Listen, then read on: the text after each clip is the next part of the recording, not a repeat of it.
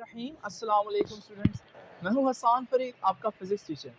Students, आप लोगों को मालूम है कि हम इलेक्ट्रिक फोर्स को भी डिस्कस कर चुके हैं, इलेक्ट्रिक फील्ड को भी डिस्कस कर चुके हैं। आज हमारे पास एक नया कॉन्सेप्ट है जिसे हम कहते हैं इलेक्ट्रिक फ्लक्स। अब ये क्या चीज़ है और इसका क्या फ़ायदा है, ये हम जानेंगे आज के लेक्चर में। स्टूडेंट्स, तो आज स्टार्ट करते हैं आज का लेक्चर।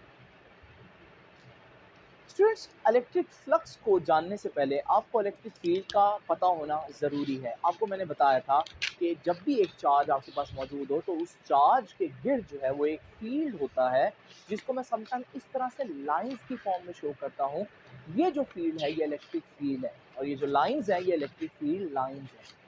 अब मैं अगर देखना चाहूँ कि किसी जगह से इलेक्ट्रिक फील्ड लाइंस कितनी पास कर रहे हैं, इस चीज़ को जज करने के लिए मैं क्या करूँगा, मैं एक एरिया लूँगा और उस एरिया को उस जगह पर रख दूँगा। अब जब मैं उस जगह पर रखूँगा तो कुछ ना कुछ फील्ड लाइंस तो पास होंगी। जितनी फील्ड लाइंस वहाँ पर पास होंगी, मैं कहूँगा ये इस एरिया में से गुजरने वाला फ्लक्स है। और क्योंकि मैं किसकी क्वांटिटी मेजर कर रहा हूँ, इलेक्ट्रिक फील्ड लाइंस की तादाद मेजर कर रहा हूँ, तो इसलिए इस फ्लक्स को मैं इलेक्ट्रिक फ्लक्स बोलूँगा। तो अगर हम यहाँ से देखें, इलेक्ट्रिक फ्लक्स क्या बताता है? इलेक्ट्रिक फ्लक्स बताता है तो किसी भी फील्ड की कितनी अमाउंट एक जगह से पास कर रही है। इसी एरिया को अगर मैं थोड़ा सा दूर ले जाऊं तो आप देखेंगे अब यहाँ पर कुछ और नंबर ऑफ लाइंस जो हैं वो पास कर रही हैं। तो अब मैं कहूँगा कि यहाँ पर इलेक्ट्रिक फ्लक्स उसी एरिया में से कुछ और है। तो इलेक्ट्रिक फ्लक्स क्या होता है कि किसी एरिया में से कितनी इलेक्ट्रिक फील्ड लाइंस पास कर रही है। स्टूडेंट्स, आपको ये बात जो है बुक में एक डायग्राम में भी दिखाई होगी, और अगर आप इस डायग्राम में देखें तो यहाँ पर अगर आप ये एरिया देखें तो इसमें से फ्लक्स जो है वो ज़्यादा पास कर रहे हैं क्योंकि ज़्यादा लाइंस हैं। और अगर आप इसी एरिया को दूसरी जगह पर देखें तो वहाँ पर आप देख रहे हैं कि हमारे पास लाइंस क्योंकि कम पास कर रही हैं, तो मैं कहूँगा यहाँ पर फ्लक्स जो है, इलेक्ट्रिक फ्लक्स जो है वो कम होगा। तो व्हाट इज इलेक्ट्रिक फ्लक्स? हम यहां से इलेक्ट्रिक फ्लक्स की डेफिनेशन कर सकते हैं कि इलेक्ट्रिक फ्लक्स क्या होता है, कि it is defined as number of electric field lines passing, जो पास कर रही हो, पासिंग थ्रू एन एरिया, जो किसी एरिया में से पास कर रही हो, through an area held perpendicular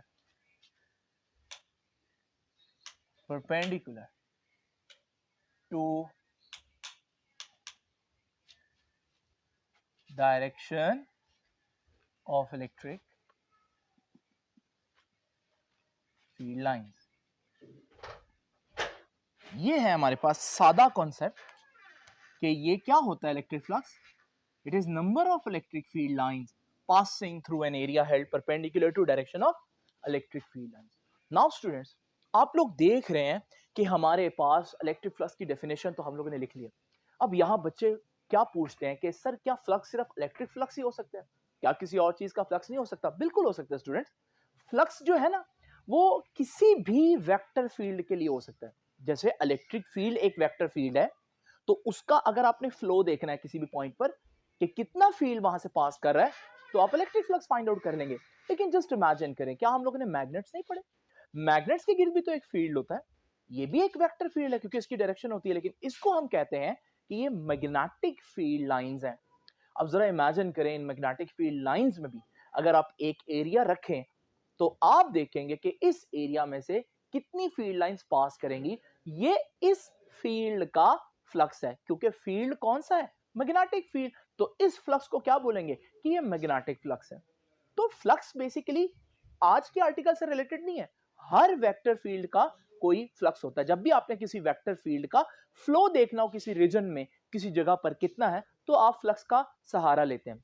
तो स्टूडेंट्स, आप लोगों ने देखा कि फ्लक्स जो है वो सिर्फ इलेक्ट्रोस्टैटिक से रिलेटेड नहीं है, बल्कि एक जनरल कॉन्सेप्ट है जिसको हम यहां पर भी इस्तेमाल करेंगे। आप सोच रहे होंगे कि अगर ये क्वांटिटी है तो इसका कोई ना कोई सिंबल तो होगा, तो डेफिनेटली वो सिंबल मैं आपको बता देता हूं।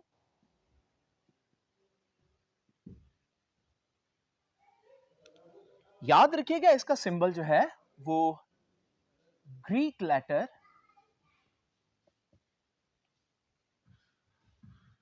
होता है जिसको हम बोलते हैं फाई, और इसके साथ छोटा सा ई लिखेंगे। फाई फ्लक्स को शो करेगा, ये ई इलेक्ट्रिक फ्लक्स को शो करेगा, क्योंकि फ्लक्स तो और भी वेक्टर फील्ड्स के हो सकते हैं। स्टूडेंट्स याद रखिएगा, ये जो ग्रीक लेटर हम यूज करते हैं बार बार आते हैं। आपको मालूम है हमारी जो जनरल लैंग्वेज है वो इंग्लिश होती है, तो उसमें आपको पता है अल्फाबेट्स होते हैं, हर लैंग्वेज में अल्फाबेट्स होते हैं। बिल्कुल इसी तरह से हमारे पास जो ग्रीक लैंग्वेज है उसके भी अल्फाबेट्स कुछ इस तरह से थे। और ये जो अल्फाबेट्स हैं अगर आप देखें तो ये alpha, beta, gamma, delta, theta, eta, ये मतलब डिफरेंट है। उन्हीं में आपको ये फाई भी दिख रहा है। तो ये हमारे पास जो फाई है ये ग्रीक लेटर है, ये ग्रीक अल्फाबेट था। क्योंकि अब ग्रीक अल्फाबेट जो है वो ज्यादा यूज नहीं होते इंग्लिश में, तो हम उनको एज ए सिंबल यूज कर लेते थे। नाउ स्टूडेंट्स, ये तो हमें पता चल गया कि इसका सिंबल क्या है। अब आप सोच रहे होंगे कि इसका फार्मूला क्या होगा, तो इसका फार्मूला जो है ना वो मैं आप लोगों को बताता हूं।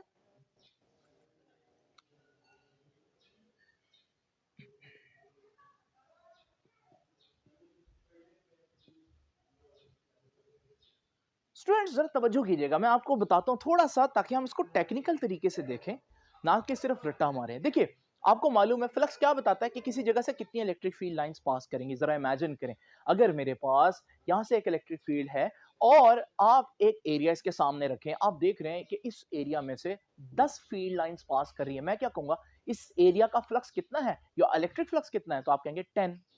नाउ स्टूडेंट्स जरा इमेजिन करें, अगर वहां पर चार्जेस स्ट्रांग हो तो आपको पता है फील्ड भी स्ट्रांग होगा। अब जब फील्ड आप स्ट्रांग करेंगे तो आपको मालूम है ज्यादा नंबर ऑफ लाइंस उतने ही एरिया में आ जाएंगी। तो अब आप देखेंगे तो उस एरिया में से ज्यादा फील्ड लाइंस पास कर रही हैं। अब आप कहेंगे भाई इलेक्ट्रिक फ्लक्स ज्यादा हो गया, जिस इस एग्जांपल में 20 हो गया। तो आपने देखा कि इलेक्ट्रिक फ्लक्स एक चीज किस पर डिपेंड कर रहा है, ई पर, यानी कि इलेक्ट्रिक फील्ड वहां पर कितना स्ट्रांग है। जितना स्ट्रांग ज्यादा होगा उतना हमारे पास वहां पर फील्ड लाइंस की तादाद ज्यादा होगी, उतना उस एरिया में से ज्यादा फील्ड लाइंस पास करेंगे, हेंस फ्लक्स ज्यादा हो जाएगा। तो आप लोगों ने देखा कि किस पर डिपेंड कर रहा है फ्लक्स। मैं यहां साइड पर लिख देता हूं क्योंकि ये सिर्फ समझाने वाली बात है कि एक तो आप देख रहे हैं कि इलेक्ट्रिक फील्ड लाइन किस पर डिपेंड कर रहा है, इलेक्ट्रिक फील्ड पर, इलेक्ट्रिक फील्ड की इंटेंसिटी पर। नाउ स्टूडेंट्स, दूसरी क्या चीज है जिस पर ये फ्लक्स डिपेंड करेगा, जरा इमेजिन करें, वही सिनेरियो दोबारा से देखें। ये हमारे पास कुछ फील्ड लाइंस है जो इस एरिया में से पास कर रही हैं, और हमें मालूम है कि इस वक्त जो फ्लक्स है वो 10 है, क्योंकि 10 लाइंस इस एरिया में से पास कर रही हैं। जरा इमेजिन करें, अगर मैं ये एरिया जो है वो छोटा कर दूं, तो आप जरा देखेंगे जब एरिया छोटा कर दूंगा तो अब इसमें से कम लाइंस पास करेंगी। तो अब मैं कहूंगा इलेक्ट्रिक फ्लक्स कम हो गया। क्यों कम हो गया, क्या फील्ड को छेड़ा मैंने? नहीं, फील्ड तो वैसे का वैसा ही है, उतनी इंटेंसिटी का है। तो यहां मैंने क्या किया, यहां मैंने एरिया को कम कर दिया। तो इसका मतलब इलेक्ट्रिक फ्लक्स एक और चीज पर भी डिपेंड कर रहा है, और वो ये कि आप जिस सरफेस में से इलेक्ट्रिक फ्लक्स फाइंड आउट करना चाह रहे हैं वो सरफेस कितनी बड़ी या कितनी छोटी है। तो आप लोगों ने देखा कि हमारे पास एक चीज जो है वो एरिया आ गया। नाउ स्टूडेंट्स, तीसरी क्या चीज है जिस पर इलेक्ट्रिक फ्लक्स डिपेंड कर रहा है, आइए जरा देखते हैं। इमेजिन करें अगर मेरे पास ये वही सिनेरियो दोबारा से देखते हैं जिसमें हमारे पास सरफेस जो है कुछ इस तरह से पड़ी है कि इसमें से 10 इलेक्ट्रिक फील्ड लाइंस पास कर रही हैं, तो मैं कहूंगा इसका फ्लक्स 10 है। लेकिन जस्ट इमेजिन करें अगर मैं इस सरफेस को थोड़ा सा टिल्ट कर दूं, थोड़ा सा बेंड कर दूं, तो आप देखेंगे कि अब इसका एंगल चेंज होने से उतनी फील्ड लाइंस अब पास नहीं कर रही, बल्कि कुछ फील्ड लाइंस जो पहले पास कर रही थी अब इस सरफेस में से नहीं जाएंगी। तो अगर आप देखेंगे कि इस सरफेस में से कितनी फील्ड लाइंस पास कर रही हैं, तो आपको पता चलेगा कम पास कर रही हैं। तो मैं कहूंगा कि फ्लक्स कम हो गया। क्या मैंने यहाँ एरिया को छेड़ा? हरगिज नहीं। क्या मैंने इलेक्ट्रिक फील्ड लाइंस को छेड़ा? बिल्कुल भी नहीं। तो मैंने यहाँ किस वेरिएबल को चेंज किया जिसकी वजह से इलेक्ट्रिक फ्लक्स चेंज हो गया? तो आपने देखा मैंने एंगल चेंज कर दिया है उस सरफेस का, कि जिस सरफेस से इलेक्ट्रिक फ्लक्स हमने फाइंड आउट करना था। तो स्टूडेंट्स, इसका मतलब एक तो ई आ गया, ए आ गया, और तीसरी चीज जिस पर डिपेंड करेगा वो है एंगल। अब वो मैं जब एंगल की बात करूंगा तो आपको पता खाली एंगल तो नहीं आता, या एंगल का साइन आता है या कॉज आता है। यहां पर हम जो है वो कॉज लेंगे, उसकी वजह मैं भी आप लोगों को आगे चल के बताऊंगा। तो आप लोगों ने देखा कि फार्मूला वैसे तो हम वैसे याद कर सकते हैं कि फार्मूला क्या है, लेकिन अगर हम थोड़ा सा टेक्निकली देखें कि किन फैक्टर्स पर डिपेंड करता है तो हमें खुद ही फार्मूला पता चल जाएगा कि क्या होगा। तो स्टूडेंट्स, इसका फार्मूला फिर क्या हुआ कि मैं थोड़ा सा फासला रख के लिख रहा हूं क्योंकि अभी आप लोगों को वजह पता चलेगी। तो इसका फार्मूला है फ्लक्स का ई ए कॉस। ये है हमारे पास फ्लक्स का फार्मूला, जिसमें हमारे पास इलेक्ट्रिक फील्ड भी आ गई हमारे पास एरिया भी आ गया क्योंकि फ्लक्स उस पर भी डिपेंड कर रहा है, और हमारे पास cos थीटा क्योंकि एंगल पर भी फ्लक्स डिपेंड कर रहा है। अब जरा इमेजिन करें स्टूडेंट्स, ये जो हमारे पास फॉर्मूला है, इस फॉर्मूला में ये ई ए cos थीटा को जरा फोकस करें। आप लोगों को याद है मैंने चैप्टर नंबर 2 फर्स्ट ईयर में बताया था कि ए डॉट बी, दो वेक्टर्स का डॉट प्रोडक्ट किसके बराबर होता है? A B cos theta. ये तो बड़ी डॉट प्रोडक्ट की बड़ी सिंपल सी बात है जो मैंने आप लोगों को चैप्टर नंबर 2 फर्स्ट ईयर में बताई। तो A dot B A B cos theta के बराबर होता है। जरा इमेजिन करें अगर किसी ने ए बी cos थीटा लिखा हो तो फिर मैं उसको वापस रिवर्स में कह सकता हूं ए बी cos थीटा किसके बराबर होगा? A dot B. आप देख रहे हैं कि मैं दोनों बातें कह सकता हूं, A dot B A B cos theta के बराबर है या A B cos theta A dot B के बराबर है। स्टूडेंट जरा तवज्जो कीजिएगा, अगर ए बी cos थीटा की बजाय ई ए cos थीटा हो तो फिर मैं इसको भी कह सकता हूं कि क्योंकि ये ए बी cos थीटा था तो ए डॉट बी है, तो ये ई ए cos थीटा है, तो इसको मैं क्या कह सकता हूं? इसको मैं कह सकता हूं ई डॉट ए। असल में मैं इसको ऊपर क्यों लिख रहा हूं? क्योंकि आपकी बुक ने इसको पहले लिखा है, इस वजह से मैं आप लोगों के सामने यहां पर इसको शो कर रहा हूं। ये है हमारे पास फ्लक्स का एक और फॉर्मूला। तो याद रखिएगा स्टूडेंट्स, फ्लक्स को हम डॉट की फॉर्म में भी लिख सकते हैं कि ये दो वेक्टर्स का डॉट है। जरा तवज्जो कीजिएगा, यहां से मैं लिख देता हूं कि मैथमेटिकली इट कैन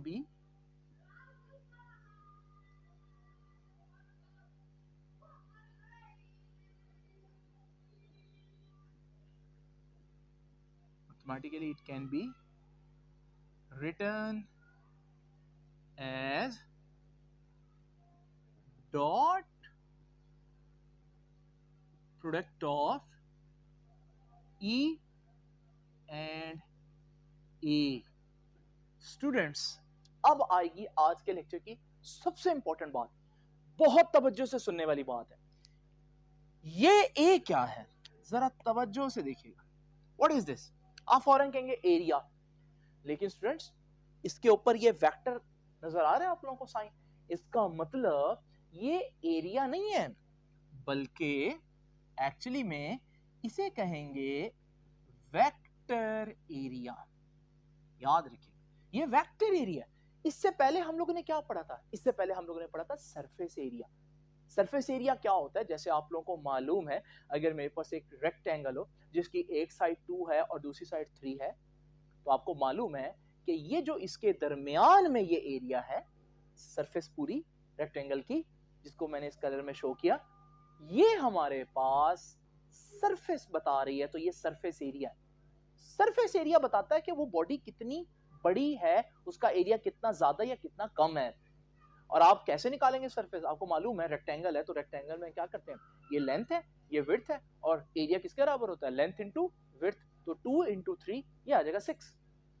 तो स्टूडेंट्स ये जो आप लोगों ने देखा ये सरफेस एरिया, सरफेस एरिया की कोई डायरेक्शन नहीं होती, यानी इस रेक्टेंगल का ये जो सरफेस है इसकी भला क्या डायरेक्शन होगी।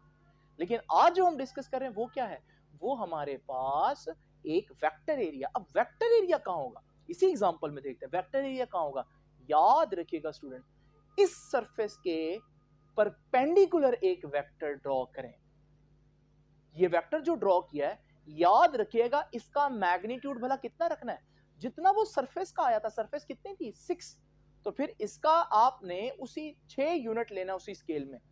तो हमने इसका जो मैग्नीट्यूड है वो 6 रख दिया, और इसकी डायरेक्शन कहां रखनी है? इसकी डायरेक्शन रखनी है उस पूरे एरिया के परपेंडिकुलर। ये हमारे पास क्या है? ये हमारे पास एरिया का वेक्टर है। स्टूडेंट्स बड़ी ही तवज्जो से ये बात आप लोग नोट कर लें कि ये जो वेक्टर एरिया है इसका एक और नाम भी हम कहते हैं, वो ये है कि ये नॉर्मल टू द एरिया है, इसलिए इसको समटाइम नॉर्मल एरिया कह देते हैं। नॉर्मल का मतलब भी क्या होता है? परपेंडिकुलर। तो जरा इमेजिन करिए दोबारा से, मेरे पास ये एक स्क्वायर है जिसकी एक साइड 2 है, एक साइड 2 है। आपको मालूम है कि अगर मैंने सरफेस एरिया निकालना है तो ये जो दरमियान में कलर्ड एरिया है ये हमारे पास सरफेस एरिया, और ये कितना होगा आपको मालूम है? 2 इंटू 2 4 आ जाएगा। लेकिन अगर मैंने वेक्टर एरिया निकालना है तो वेक्टर एरिया कैसे निकालूंगा? कि इसी सरफेस के परपेंडिकुलर एक वेक्टर ड्रॉ करूं जिसका मैग्नीट्यूड 4 हो और वो इसके परपेंडिकुलर होगी। अब ये जो आपको नजर आ रहा है वेक्टर, ये वेक्टर एरिया। तो वेक्टर एरिया सरफेस के हमेशा परपेंडिकुलर होता है। तो याद रखिएगा वेक्टर एरिया, जिसका दूसरा नाम क्या है जी, नॉर्मल टू एरिया या समटाइम्स नॉर्मल एरिया भी कह देते हैं। तो याद रखिएगा नॉर्मल एरिया क्या होता है जी, कि हमारे पास its magnitude is equal to surface area. इसका मैग्नीट्यूड सरफेस एरिया जितना होता है, बट इसकी डायरेक्शन क्या होती है, but direction is normal to, normal का मतलब परपेंडिकुलर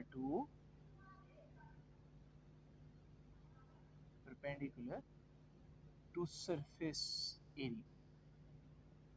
तो याद रखिएगा ये हमारे पास वेक्टर एरिया होता है। याद रखिएगा अगर आपको एरिया के ऊपर वेक्टर का निशान नजर आ जाए तो हमारे पास वेक्टर एरिया कहलाएगा।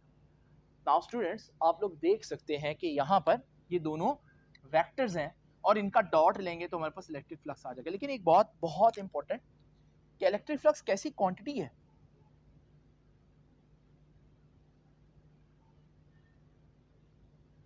तो याद रखिएगा इलेक्ट्रिक फ्लक्स जो है, क्योंकि जब भी दो चीजों का डॉट लेते हैं तो आंसर स्केलर आता है। ये हम लोगों ने चैप्टर नंबर 2 में पढ़ा था। याद रखिएगा electric flux is a scalar quantity. तो electric flux is a scalar quantity.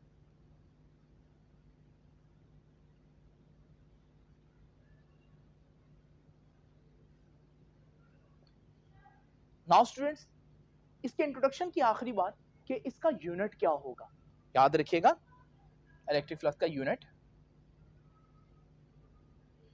हमेशा फार्मूला से निकलता है।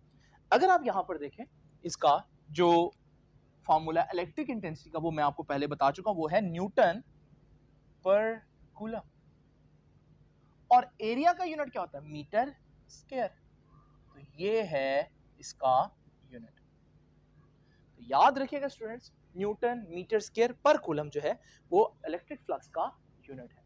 स्टूडेंट्स, ये तो हो गया इलेक्ट्रिक फ्लक्स का सारा इंट्रोडक्शन, जिसमें हमने उसका डेफिनेशन, उसका फार्मूला, और हम लोगों ने फार्मूला के अंदर इंपॉर्टेंट चीज की, ये वेक्टर एरिया और स्केलर एरिया एक चीज नहीं है। और याद रखिएगा ये जो हमारे पास थीटा है ना, इसके बारे में भी एक बात याद रखनी, ये थीटा किस किस के दरमियान एंगल है। थीटा इज एंगल बिटवीन, जिन दो चीजों का डॉट लेते हैं उन्हीं के दरमियान होता है एंगल। और किन दो चीजों का डॉट है, इलेक्ट्रिक इंटेंसिटी या इलेक्ट्रिक फील्ड और एरिया नहीं बोलना, वेक्टर एरिया के दरमियान। तो theta is angle between electric field and vector area. तो एंगल यहां पर सरफेस के साथ नहीं लेंगे, क्योंकि ये वेक्टर एरिया है, तो हम एंगल जो है वो वेक्टर एरिया के साथ लेंगे। और वेक्टर एरिया कैसे बनाना है वो मैंने आपको बता दिया। हमें क्वांटिटी भी पता चल गई कि स्केलर क्वांटिटी है, यूनिट भी पता चल गया। अब हम डिस्कस करेंगे इलेक्ट्रिक फ्लक्स के 3 इंपॉर्टेंट केसेस। आइए जरा देखते हैं वो केसेस क्या है। स्टूडेंट्स, आइए जरा देखते हैं कि वो 3 केसेस जो हैं जो मैंने आप लोगों के साथ डिस्कस करने हैं वो कौन सा केस है। पहला देखते हैं जी, हमारे पास है जी surface is held perpendicular to electric field. ये डायग्राम आप लोगों के सामने बनी है कि ये हमारे पास एक इलेक्ट्रिक फील्ड है और इलेक्ट्रिक फील्ड जो है वो एक्स एक्सिस में है सारा का सारा, और उसके सामने मैंने एक सरफेस रखी है जो बिल्कुल वाई एक्सिस में पड़ी है, यानी कि surface is perpendicular to electric field. इस सूरत में होगा क्या, कितना फ्लक्स पास करेगा, जरा स्टूडेंट्स इमेजिन करते हैं इसको 3D में। तो आपको मालूम है कि इलेक्ट्रिक फील्ड लाइंस पास कर रहे हैं एक्स एक्सिस में है सारी की सारी। अगर आप इन इलेक्ट्रिक फील्ड लाइंस के बिल्कुल परपेंडिकुलर एक सरफेस रखें तो आपने इलेक्ट्रिक फील्ड लाइंस की मैक्सिमम तादाद को उसमें से पास करवाने की कोशिश की, क्योंकि जब आप किसी को परपेंडिकुलर रखेंगे सरफेस को तो फिर उसमें से मैक्सिमम जितनी लाइंस पास कर सकती है वो करेंगी। तो इसका मतलब ये हुआ कि इस पोजीशन में आप लोग कहेंगे कि फ्लक्स क्या होगा, मैक्सिमम होगा। Maximum number of electric field lines will pass through that area. तो इसको मैं कह सकता हूं कि surface is held perpendicular to electric field. तो मैं कहूंगा कि इन दिस केस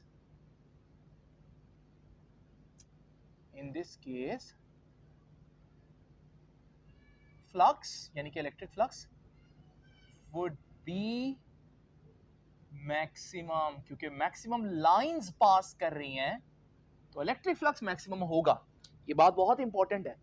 लेकिन आप लोगों ने देखा मैं ये रिजल्ट किस बुनियाद पर निकाला है? ये रिजल्ट मैंने मैथमेटिक्स की बुनियाद पर नहीं निकाला, क्योंकि मैंने अभी तो फार्मूला लगाया ही नहीं। ये तो मैंने एक ऑब्जर्वेशन की बुनियाद पर, एक लॉजिक को देखते हुए कि मुझे नजर आ रहा है कि फ्लक्स मैक्सिमम होगा, तो मैंने आप लोगों के सामने लिख दिया कि फ्लक्स मैक्सिमम होगा। लेकिन स्टूडेंट्स, क्या हमारा जो फार्मूला है क्या वो भी मैक्सिमम आंसर देगा? अब हम जरा देखते हैं, तवज्जो कीजिएगा। हम जानते हैं कि फ्लक्स कितना होता है जी, किसी भी सरफेस में से फ्लक्स होता है E डॉट ए, अभी मैंने बताया आप लोग को। और E डॉट ए किसके बराबर आएगा? E A cos theta. तो स्टूडेंट्स, आप लोग देख सकते हैं कि यहां मैंने E A cos थीटा लिखा। अब जरा तवज्जो कीजिए, थीटा एंगल निकालते हैं इलेक्ट्रिक फील्ड और एरिया के दरमियान। इलेक्ट्रिक फील्ड एक्स एक्सिस में, एरिया वाई एक्सिस में लिखा हुआ है, पड़ा हुआ है, और परपेंडिकुलर भी लिखा है मैंने। तो आप लोग देख रहे हैं कि यहां पर भी पता चल रहा है कि ये वाई एक्सिस में, ये एक्स एक्सिस में तो एंगल 90 डिग्री बनेगा। वैसे मैंने परपेंडिकुलर शो किया तो एंगल 90 डिग्री बनेगा। लेकिन जब स्टूडेंट्स मैं थीटा 90 पुट करूंगा, बताइए cos 90 कितना होता है? अगर आपको याद है तो cos 90 जीरो होता है। जब जीरो आएगा इसका आंसर, तो सारी चीज मल्टीप्लाई होकर आंसर जीरो आ जाएगा। तो आपका मैथ्स और आपकी ऑब्जर्वेशन कॉन्ट्राडिक्ट नहीं कर रही। आपकी ऑब्जर्वेशन कह रही है मैक्सिमम लाइंस पास करेंगी, आपका मैथ्स कह रहा है मिनिमम लाइंस पास करेंगे। क्या गड़बड़ है? गड़बड़ यहां पर एंगल लेने में हुई है हमसे। जरा तवज्जो कीजिएगा, मैंने जानबूझकर ऐसा किया है ताकि एक दफा आपको बताऊं कि ये चीज आप लोगों ने नहीं करनी। अब क्या मसला किया हम लोगों ने एंगल में? थीटा के बारे में मैंने आपको क्या बताया था अभी पिछले बोर्ड पर? आइए जरा देखते हैं। ये देखिए मैंने लिखा हुआ है, theta is angle between electric field and area ना बोले हैं, वेक्टर एरिया बोले हैं। और वेक्टर एरिया मैंने आपको बताया था वो सरफेस एरिया नहीं होता, बल्कि सरफेस एरिया के परपेंडिकुलर होता है। जरा देखते हैं स्टूडेंट्स। तो ये जो अभी मैंने आप लोगों के सामने केस बनाया, जरा आइए इस केस को देखते हैं। ये मैंने आप लोगों के सामने इलेक्ट्रिक फील्ड रखी थी, उसके परपेंडिकुलर मैंने सरफेस रख दी। लेकिन जरा इमेजिन करें स्टूडेंट, इस सरफेस के परपेंडिकुलर अगर मैं एक और वेक्टर बनाऊं, ये होगा वेक्टर एरिया। और जरा इमेजिन करें, वेक्टर एरिया भी एक्स एक्सिस में नहीं बना। तो इसका मतलब हमसे गलती क्या हुई, हम इसका और सरफेस का एंगल ले रहे थे, हालांकि सरफेस का नहीं बल्कि सरफेस के ऊपर वेक्टर एरिया बनाकर उसके साथ एंगल लेना है। तो अब ई और वेक्टर एरिया तो सेम एक्स एक्सिस में हो गए, तो एंगल कितना हुआ? जीरो। याद रखिएगा स्टूडेंट्स, यहां बच्चे बहुत कंफ्यूज होते हैं कि मैं बोल परपेंडिकुलर रहा हूं लेकिन एंगल थीटा जीरो ले रहा हूं, क्योंकि यहां मैं सरफेस की बात कर रहा हूं, जबकि एंगल मैंने सरफेस एरिया के साथ नहीं बल्कि वेक्टर एरिया के साथ लेना है। नाउ स्टूडेंट्स, जब एंगल जीरो होगा तो आपको मालूम है फ्लक्स फिर किसके बराबर आएगा? ई ए कॉस जीरो। और कॉस जीरो कितना होता है? 1। तो क्या रह जाएगा बाकी? ई ए। तो ये है स्टूडेंट्स हमारे पास फ्लक्स का जो आंसर है। याद रखिएगा, हमारे पास ये मैक्सिमम आंसर आ रहा है। एक और बात यहां पर देखिए स्टूडेंट्स, आप लोगों ने देखा कि इस इक्वालिटी के साइन से पहले ये जो ए है इसके ऊपर वेक्टर का निशान है, ये वेक्टर एरिया है। लेकिन इस इक्वालिटी के साइन के बाद वाला जो ए है उसके ऊपर वेक्टर का निशान नहीं है, ये सरफेस एरिया है। और यही वो ए है जो यहां पर भी है और यहां पर भी है। तो ये जो ए एंड पर आया ये सरफेस एरिया का ए है, ये वेक्टर एरिया का ए नहीं है। और याद रखिएगा, सरफेस तो परपेंडिकुलर थी, तो इसके साथ एक छोटा सा साइन आपको नजर आएगा इस तरह का, ये परपेंडिकुलर को शो करने का साइन आता है। तो याद रखिएगा, यहां पर परपेंडिकुलर कह रहा हूं हालांकि ऊपर 0 डिग्री पुट कर रहा हूं, तो अब इसका फर्क आप लोगों को मैंने बता दिया, ये बार बार इस्तेमाल होगा तो आप लोगों ने कंफ्यूज नहीं होना।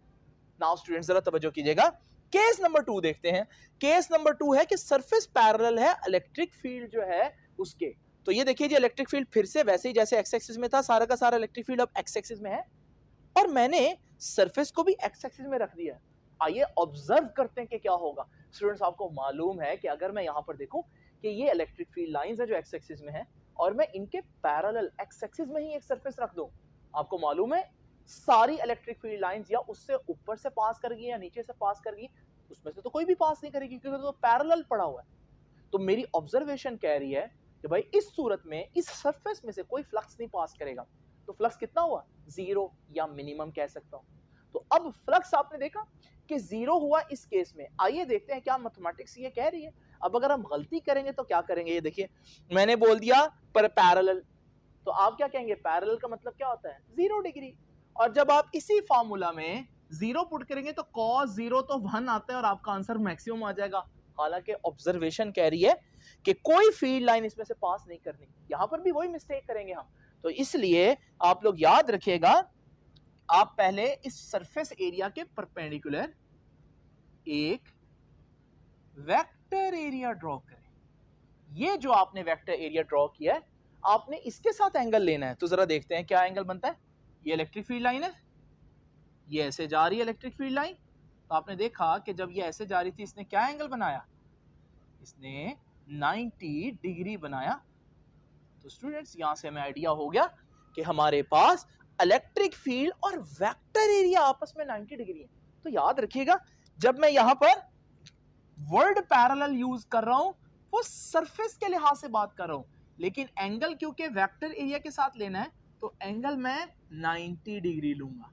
अब फार्मूला लगाते हैं। पहले तो मैं ये बात लिख दूं कि मैंने क्या ऑब्जर्व किया था कि in this case flux will be zero, कोई फ्लक्स पास नहीं करेगा। ये तो मैं पहले ही डिस्कस कर चुका हूं, लेकिन स्टूडेंट्स जरा तवज्जो कीजिएगा।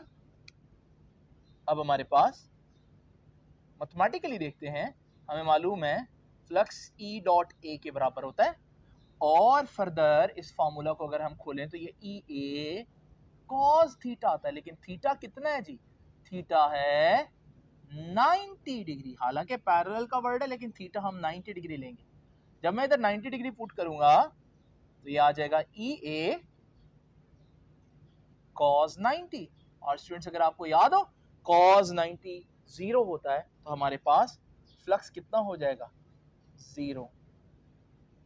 ये हमारे पास फ्लक्स मिनिमम हो गया। तो आप जरा देख लीजिए कि आप लोगों ने यहाँ पर मिस्टेक नहीं करनी कि यहाँ परपेंडिकुलर वर्ड आएगा लेकिन थीटा जीरो होगा, और यहाँ पैरेलल का वर्ड आएगा लेकिन थीटा 90 डिग्री होगा। ये सिर्फ फर्क इस चीज का है कि एक में हम स्केलर एरिया या सरफेस एरिया ले रहे हैं और एक में हम वेक्टर एरिया या नॉर्मल एरिया ले रहे हैं। नाउ स्टूडेंट्स जरा तवज्जो कीजिए, ये देखिए अगर आप लोगों ने गौर किया, ये वाला ए मैंने अभी पहले भी बताया, ये वेक्टर एरिया है, ये स्केलर एरिया है, और ये भी स्केलर एरिया है, यानी कि सरफेस एरिया।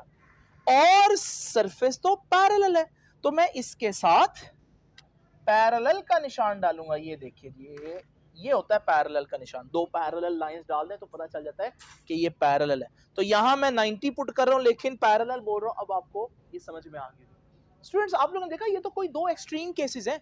अगर मेरे पास इलेक्ट्रिक फील्ड जो है वो परपेंडिकुलर हो या पैरेलल हो, ये दो केसेस आप लोगों ने देखा। और स्टूडेंट्स एक और बात यहाँ पर आप लोग देख लीजिए कि ये जो पैरेलल और परपेंडिकुलर के साइंस मैंने डाले हैं, ये आपकी बुक ने भी यहाँ पर ये दोनों इक्वेशंस में डाले हैं, तो आप लोगों ने इसमें परेशान नहीं होना। जरा तवज्जो से आप देखते हैं कि जो नेक्स्ट हमारे पास केस है वो क्या केस है। स्टूडेंट्स हमारे पास केस नंबर 3 को जरा देखते हैं। केस नंबर 3 है कि surface is neither parallel nor perpendicular to electric field. जो सरफेस है ना ही वो पैरेलल ना ही वो परपेंडिकुलर है। जो आप देख रहे हैं, परपेंडिकुलर होती तो ऐसे होती, पैरेलल होती तो ऐसे होती। अब ये इस डायरेक्शन में है। अब जरा तवज्जो कीजिएगा स्टूडेंट्स, इसको इमेजिन करते हैं, ऑब्जर्व देखते हैं हम क्या करेंगे। ये हमारे पास इलेक्ट्रिक फील्ड लाइन है एक्स एक्सिस में। जरा इमेजिन करें अगर मैं एक सरफेस बिल्कुल परपेंडिकुलर रखूं, तो आप लोग देखेंगे कि इसमें से बहुत सी लाइंस पास करेंगे, तो हम देखेंगे कि यहाँ पर फ्लक्स मैक्सिमम होगा।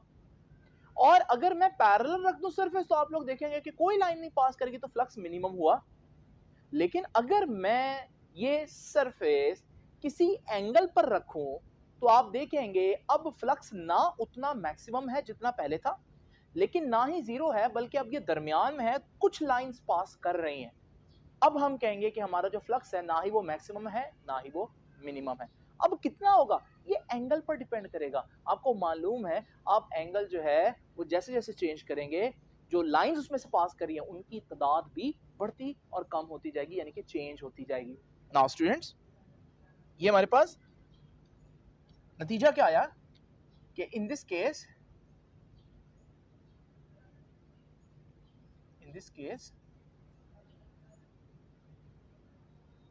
flux is neither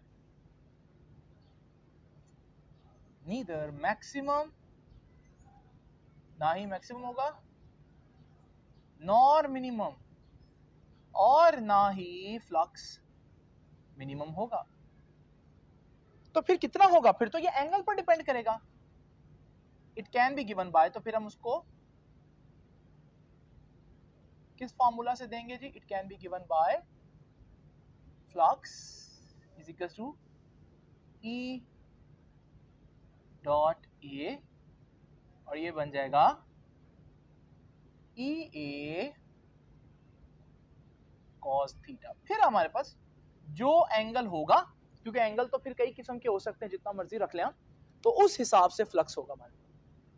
स्टूडेंट्स, ये था हमारा आज का लेक्चर। आप लोगों ने देख लिया कि हम लोगों ने तीनों केसेस जो है वो बहुत डिटेल में डिस्कस कर लिए। एक आखिरी बात जो मैं आप लोगों को बताऊंगा वो बहुत ध्यान से आप लोगों ने सुननी है, वो एक छोटा सा एमसीक्यू है, और वो ये है कि at what angle flux is half of its maximum value. Option A है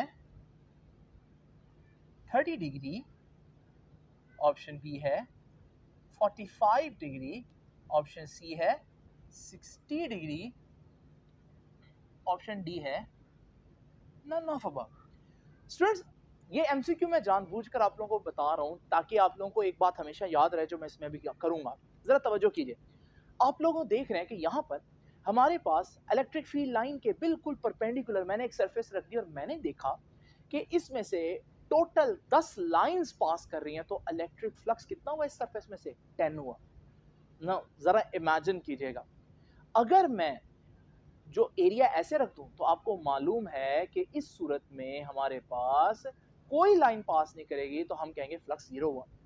यानी मैक्सिमम फ्लक्स 10 है अगर इस तरह से रखा जाए, और मिनिमम फ्लक्स 0 है। अगर मैं कहूं फ्लक्स मैक्सिमम का हाफ कब होगा, यानी कि मैक्सिमम कितना था 10, तो 5 कब होगा? अब बच्चे कहते हैं कि यार इस कंडीशन में 0 है, इस कंडीशन में फ्लक्स 10 है, तो अगर मैं बिल्कुल दरमियान में रखूं यानी 45 डिग्री पर, तो फिर हमारे पास जो है वो फ्लक्स 5 होगा। आइए जरा करके देखते हैं स्टूडेंट्स। जरा इमेजिन करें अगर मैं यहां पर 45 डिग्री पर लिखूं, तो आप लोग देखेंगे कि अभी भी फ्लक्स जो है वो 5 से ज्यादा है, तकरीबन 7 के करीब लाइंस जो है वो इसमें से पास कर रही हैं।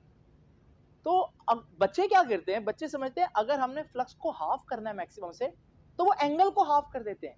हालांकि आप लोगों ने ये बात नहीं भूलनी कि इस फॉर्मूला में हमारे पास एंगल नहीं है बल्कि एंगल का कॉज है। तो अगर मैं कहता हूं फ्लक्स मैक्सिमम का हाफ आए, तो आपने ऐसा एंगल पुट करना है जिसका कॉज का आंसर हाफ आए, यानी कि 0.5। और याद रखिएगा कॉज 60 0.5 होता है। तो इसका मतलब यहां पर आप लोगों ने याद रखना है कि अगर मैं इसको इस तरह से रखूं कि वो वेक्टर एरिया के साथ 60 डिग्री बनाए, फिर आप देखेंगे इसमें से 5 लाइंस ही पास कर रही होंगी, यानी कि हाफ लाइंस पास कर रही हैं। तो आप लोगों ने देखा कि आपने एंगल को हाफ नहीं कर देना कि 90 पर मैक्सिमम है तो 45 एंगल का हाफ है, तो 45 पर फ्लक्स भी हाफ होगा, नहीं, फ्लक्स 60 पर हाफ होगा क्योंकि कॉज आ रहा है। तो याद रखिएगा ये बहुत इंपॉर्टेंट बात है कि 60 आपका आंसर आएगा। स्टूडेंट्स, ये था हमारा आज का लेक्चर। आई होप कि आपको बहुत सी चीजें समझ में आ गई होंगी। अब आपसे मुलाकात होगी इंशाल्लाह नेक्स्ट लेक्चर में।